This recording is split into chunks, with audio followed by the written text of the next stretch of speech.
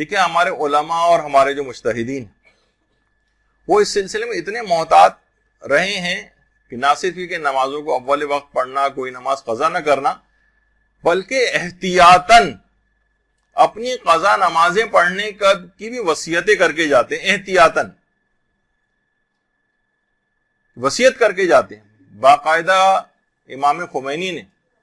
تو صحیفہ امام کے نام سے جو آثار ان کے جمع کیے گئے، اس کے جو جلد نمبر 17 ہے،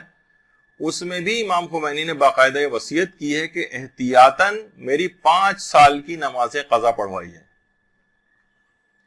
ہوتا ہے نا، انسان ابتدائی زندگی گزار رہا ہے اور جوانی کے ابتدائی ایام میں ہو سکتا ہے مسائل کے لحاظ سے کچھ غلطیاں اس کے اندر ہو گئی ہوں، اتنا اس زمانے کے اندر انسان خیال نہیں کرتا ہے بلوغ کے ابتدائی دور کے اندر، تو احتیاطاً، ورنہ یہ نہیں کہ باقاعدہ طور پر، بلکہ اس میں لفظ ہے کہ احتیاطاً میری 5 سال کی نمازیں قضا کروائی جائیں۔ ایک اور عالم دین کی وصیت نامہ جو تھا، اس کے اندر باقاعدہ میں نے پوری زندگی کی نمازیں بھی قضا کروائی جائیں احتیاطاً، کہ ہو سکتا ہے میری نمازوں میں کبھی ایسی کوئی ریاکاری آ گئی ہو، بہرحال ایک احتیاط کے تقاضے کے طور پر کچھ مال چھوڑ کے گئے۔ ایک خاتون معلمہ اور ذاکرہ جو جن کی تبلیغات میں کافی حصہ ہے، ان کے متعلق بھی مجھے اطلاع ملی کہ باقاعدہ انہوں نے اپنے گھر والوں کو بلا کر وصیت کی تھی کہ یہ جو زیورات وغیرہ میرے رکھے ہوئے ہیں، ان کو میرے مرنے کے بعد بیچ کر جو ہے وہ اس سے میری احتیاطاً قضا نمازیں اور روزے وغیرہ انجام دلوائے جائیں، کہ انسان کی زندگی میں کچھ تو مرنے کے بعد یہ چیزیں کام آ جائیں، اور 1/3 کے اندر وصیت ویسے بھی اس لحاظ سے کارآمد ہوتی ہے۔ تو اس سے آپ اندازہ لگائیں کہ اگر انسان اپنی نمازوں کو باقاعدہ طور پر اگر قضا کر رہا ہو، تو اگر وہ اس اہمیت کا احساس کر لے کہ کتنا اہم چیز ہے یہ نماز کو قضا کرنا، یہ کتنی زیادہ تکلیف دہ اور نقصان دہ بات ہے، تو کبھی نمازوں کو قضا نہ کرے۔ یہی وجہ ہے کہ جن کا بھی ذکر ہوا تھا آیت اللہ شیخ حسن علی نخودکی اصفہانی، یہ کہتے تھے کہ 40 روز تک بھی انسان اپنی عبادتیں اور ریاضتیں مسلسل کرتا رہے اور فقط ایک دن کی نماز صبح کو قضا کر دی، ایک دن کی 40 روز سے مسلسل عبادتیں اور ریاضتیں انجام دے رہا ہے، اور اس دوران ایک دن کی نمازیں صبح وہ قضا کر دے، تو پوری فقط وہ 2 رکعت کو نماز نہ پڑھنے کی وجہ سے 40 روز کی عبادتیں اور ریاضتیں ضائع ہو جاتی ہیں، بالکل بیکار ہو جاتی ہیں، ان کو کوئی فائدہ اور اثر مرتب نہیں ہوتا۔ یعنی یہ ایک چھوٹا سا ایک عمل جو بظاہر لوگ کتنی آسانی کے ساتھ اس کو چھوٹا سمجھ کے کہ نماز فجر ہو، کوئی بات نہیں، آج اٹھا تو نماز فجر قضا ہو گئی،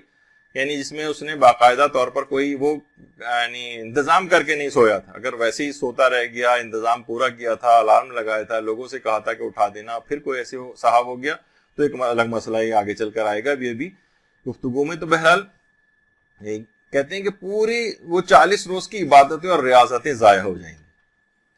باقاعدہ آیت اللہ فاضل لنکرانی کے دور میں کچھ علماء بیان کرتے ہیں کہ محفل میں ایک آذربائیجان سے تعلق رکھنے والا ایک 90 سال کا ایک بوڑھا آیا، اور اس نے آ کر کہا کہ ایسا جملہ کہا کہ جس پہ سارے لوگ اسے رشک بھری نگاہوں سے دیکھنے لگے۔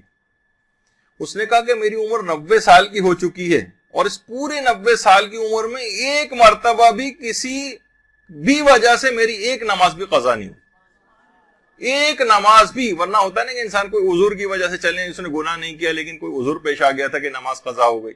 وہ کہہ رہے ہیں نہ عذر نہ غیر عذر، کوئی ایک نماز بھی 90 سال کی عمر تک میں قضا نہیں ہوئی۔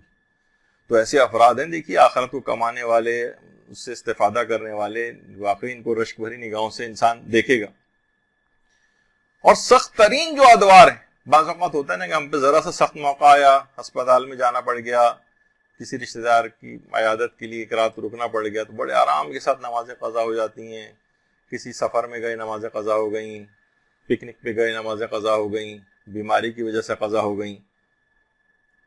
ملتا ہے واقعات کے اندر کہ امام خمینی کو باقاعدہ جب انقلاب نہیں آیا تھا اور اس سے پہلے جلا وطن نہیں ہوئے تھے، تو جو ایجنسیز کے جو لوگ باقاعدہ گرفتار کر کے امام خمینی کو قوم سے تہران کی طرف لے جا رہے تھے۔ نماز کا وقت تھا، نماز کا وقت نکلا جا رہا تھا، تو امام خمینی نے ان سے کہا کہ تم لوگ گاڑی روک کے مجھے نماز پڑھنے کی اجازت دو۔ انہوں نے کہا نہیں، ہمیں اس کے آرڈرز نہیں ہیں، ہم آپ کو اتار نہیں سکتے گاڑی سے۔ اچھا، کہا کہ کم سے کم مجھے تم وضو کرنے کی اجازت دے دو۔ کہا کہ نہیں، وضو بھی کرنے کی اجازت نہیں۔ اچھا کہا کہ کم سے کم گاڑی سے اترے بغیر تم ایسا کرو، دروازہ کھول دو، گاڑی روڈ کے کنارے پر روک دو، جہاں مٹی پڑی ہوئی میں یہاں آگے جھک کر گاڑی سے اپنے منہ کو باہر نکال کر اور تیمم کر لوں گا. بڑی مشکل سے انہوں نے اس کی اجازت دی کہ ٹھیک ہے ہم دروازہ کھولتے ہیں. گاڑی سے اترے بغیر امام خمینی نے دونوں ہاتھ مٹی پہ مار کے تیمم کیے، اور اس کے بعد پھر گاڑی پشت قبلہ یعنی قبلے کے برخلاف سمت کے اندر جا رہی تھی. امام خمینی نے کہا، فرمایا تھا کہ وہ واحد میری زندگی کی نماز تھی جو اس طرح سے میں نے تیمم کے ساتھ پڑھی اور پشت قبلہ ہو کر پڑھی. جب ممکن نہیں ہوتا قبلے کا خیال کرنا تو اس وقت اس لحاظ سے قبلہ ساقط ہو گیا تھا. تو امام خمینی نے اتنے سخت ترین، کچھ معلوم نہیں کہ لوگ قتل کر دیں لے جا کر، کیا صورتحال ہو، تو ظالم ترین بادشاہ اس طرح سے لے جا رہا ہے، لیکن وہ بھی نماز اتنے سخت موقع پر بھی امام خمینی نے قضا نہیں ہونے دی اور پوری کوشش کی کہ کسی بھی طریقے سے میں عام طریقے سے نماز پڑھوں. جب پاسبل نہیں ہو سکا تو جس طرح سے بھی ممکن ہوا اس نماز کو پڑھا. تو دیکھیے اس طرح سے نمازوں کی حفاظت ہوتی. عمل حیا علی